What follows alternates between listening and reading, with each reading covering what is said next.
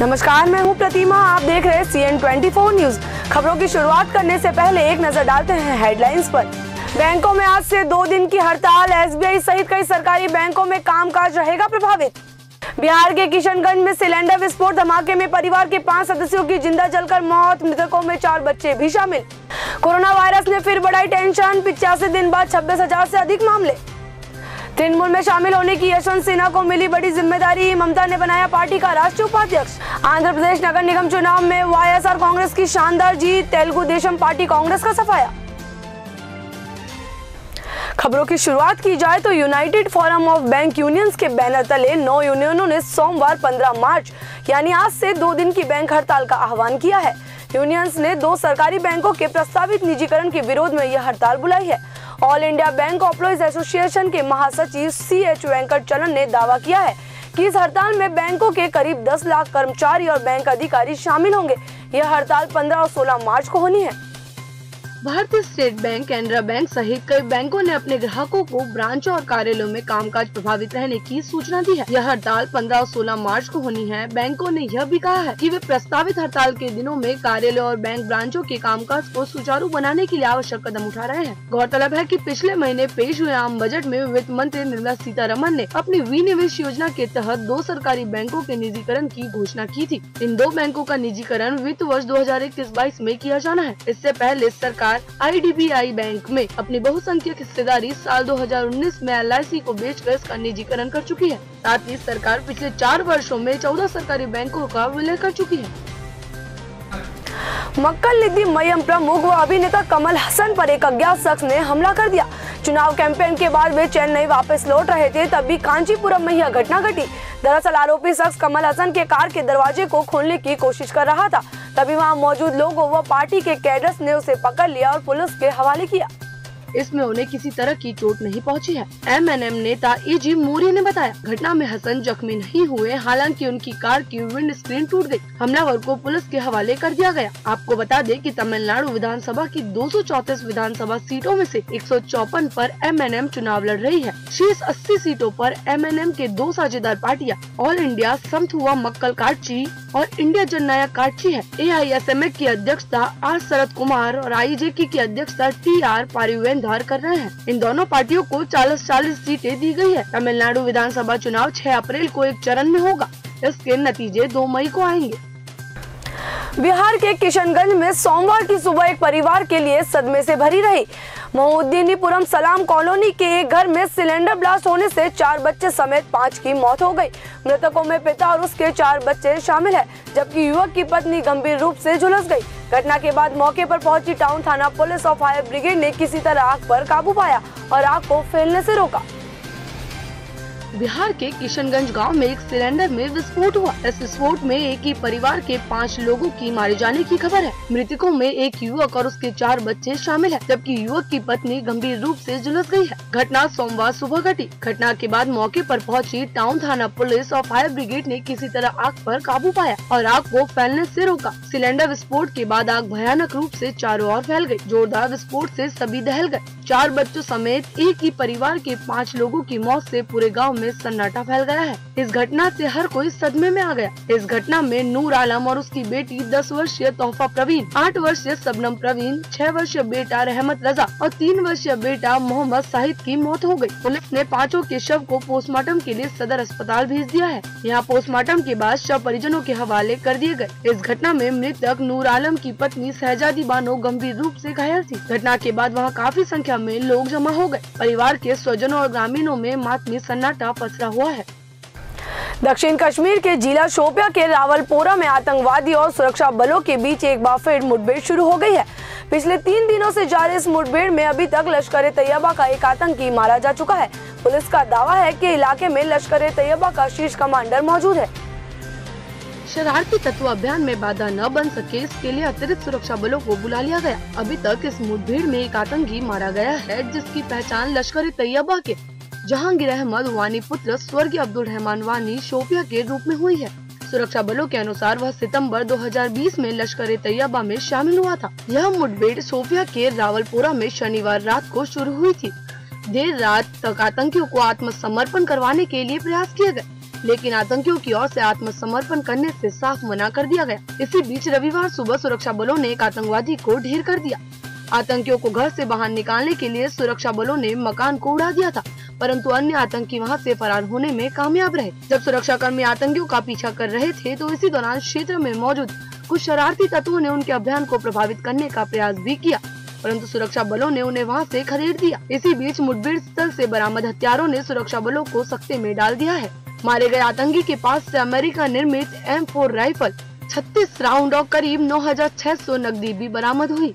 आतंकी के मारे जाने के बाद सुरक्षा बलों ने फरार आतंकियों की तलाश जारी रखी। आज सोमवार सुबह जब सुरक्षा बलों ने एक बार फिर तलाशी अभियान की शुरुआत की तो एक घर में छिपे आतंकियों ने एक बार फिर सुरक्षा बलों को निशाना बनाते हुए गोलीबारी शुरू कर दी।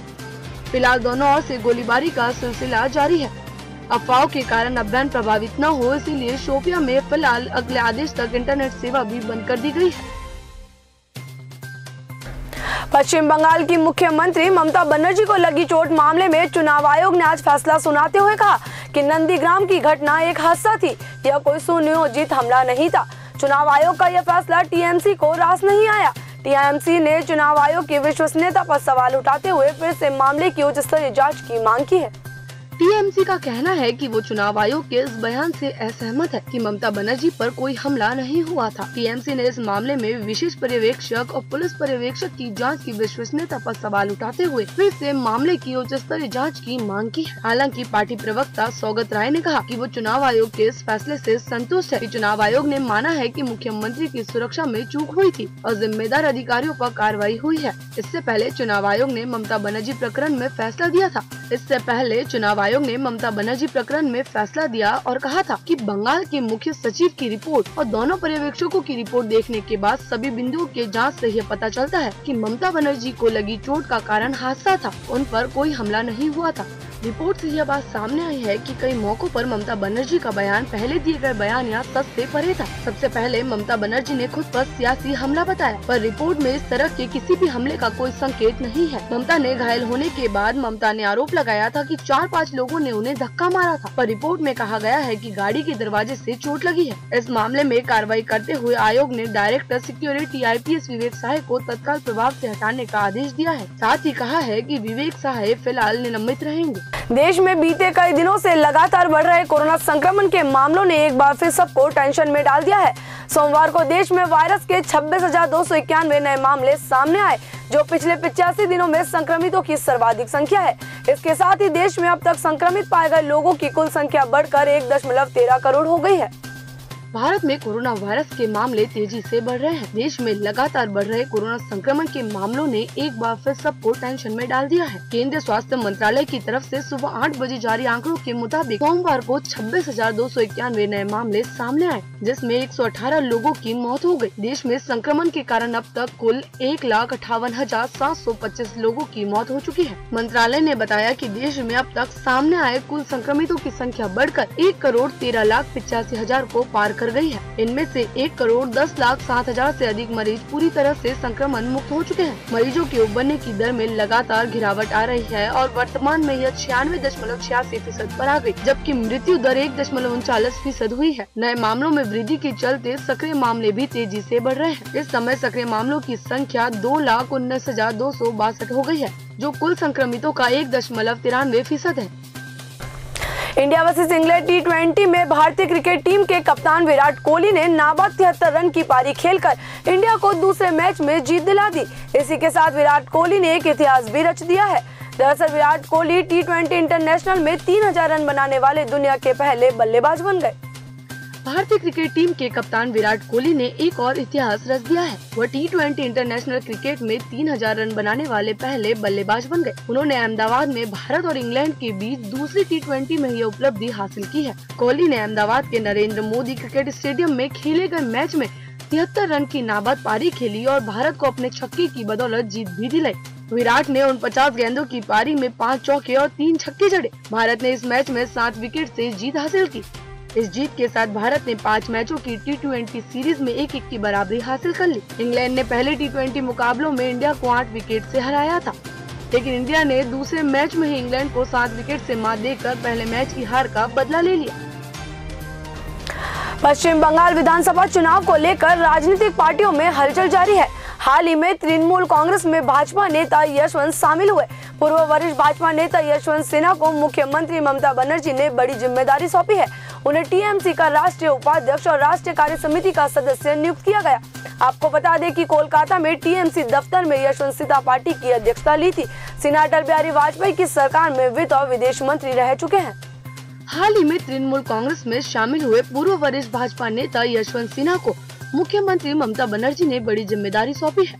ममता बनर्जी ने उन्हें नई जिम्मेदारी देकर टीएमसी के उपाध्यक्ष बनाया।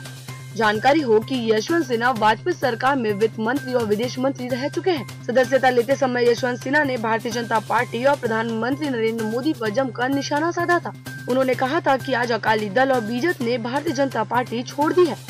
उन्होंने कहा था कि अटल बिहारी वाजपेयी के समय भाजपा सर्वसम्मति में विश्वास रखती थी, लेकिन आज की भाजपा कुचलने और जीतने में विश्वास करती है।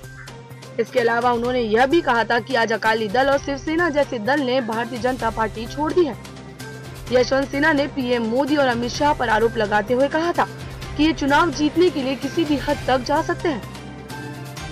चीन की राजधानी बीजिंग की सुबह लोगों के लिए डराने वाली तस्वीरें लेकर आई। बीजिंग के लोगों की यह सुबह पीली रंग की धूप व घनी भूरी धूल में लोगों की आंखें धसी हुई थी, जिसके परिणाम स्वरूप भीतरी मंगोलिया और उत्तर पश्चिमी चीन के अन्य हिस्सों में भारी हवाएं चल रही है।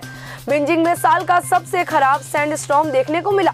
चीन की मौसम विज्ञान एजेंसी ने इस दशक का सबसे बड़ा सैंड स्टॉर्म कहा है।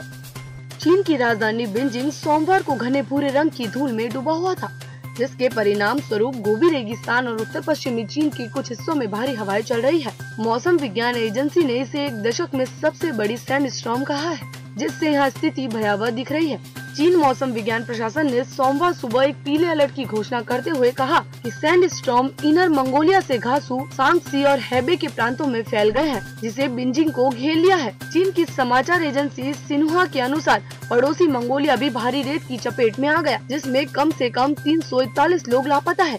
इनर मंगोलिया की राजधानी होहोर से उड़ानें भरी गई है। बीजिंग मार्च और अप्रैल में नियमित रूप से सैंड स्टॉर्म का सामना करता है, जो कि बड़े पैमाने पर गोबी रेगिस्तान के साथ साथ पूरे उत्तरी चीन में वनों की कटाई और मिट्टी के कटाव के कारण होता है। आंध्र प्रदेश में सत्ताधारी वाईएसआर कांग्रेस ने शहरी स्थानीय निकाय चुनाव में घोषित परिणाम में शानदार जीत दर्ज की है। वाईएसआर कांग्रेस ने मुख्य विपक्षी तेलुगु देशम पार्टी को 75 नगर पालिकाओं और 11 नगर निगम में करारी शिकस्त दी है। पार्टी को मिली इस जीत को जगन वॉश कहा जा रहा है। आंध्र प्रदेश में सत्ताधारी वाईएसआर कांग्रेस ने शहरी निकाय चुनाव में शानदार जीत हासिल की है।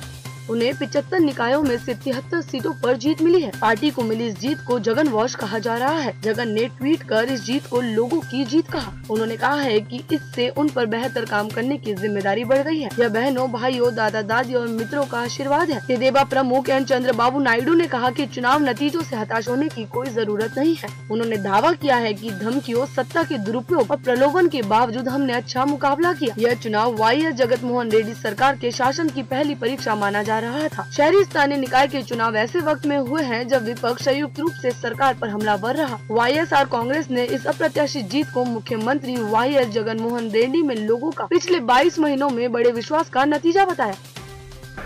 इस बुलेटिन में इतना ही। तब तक आप बने रहिए CN24 न्यूज के साथ।